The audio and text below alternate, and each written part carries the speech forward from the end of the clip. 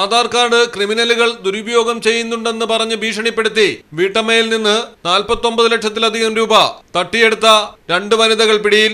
കോഴിക്കോട് കോളത്തറ ശാരദാ മന്ദിരത്തിൽ 41 വയസ്സുള്ള പ്രജിത, കൊണ്ടോട്ടി കോളത്തറ ഐക്കരപ്പടി നീലിപ്പറമ്പിൽ 35 വയസ്സുള്ള സനൌസി എന്നിവരാണ് കസ്റ്റഡിയിലായിരിക്കുന്നത്. വെണ്ണിക്കുളം വെള്ളാറമലയിൽ പറമ്പിൽ ശാന്തി സാമിനെ ഭീഷണിപ്പെടുത്തിയാണ് പ്രതികൾ പണം തട്ടിയത്.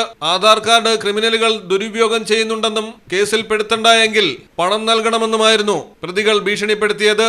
ശാന്തി സാമിന്റെ 4 അക്കൗണ്ടുകൾ വഴിയായി 49,03,500 രൂപ ഈ വിധം പലപ്പോഴായി പ്രതികൾ കൈക്കലാക്കി. Vennikulam South Indian Bank, Pullad Federal Bank, Kumbanad Overseas Bank, Vennikulam SBI എന്നിവിടങ്ങളിൽ ശാന്തി സാമിനുണ്ടായിരുന്ന അക്കൗണ്ടുകളിൽ നിന്നാണ് പണം കൈമാറ്റം ചെയ്തിരുന്നത്.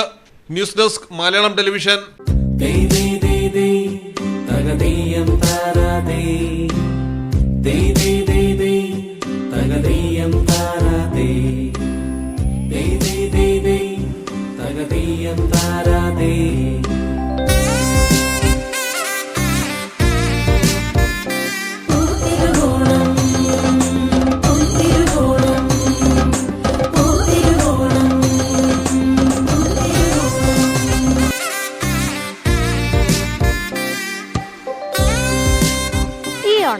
സ്നേഹത്തിന്റെയും സമാധാനത്തിന്റെയും സാഹോദര്യത്തിന്റെയും ആവട്ടെ.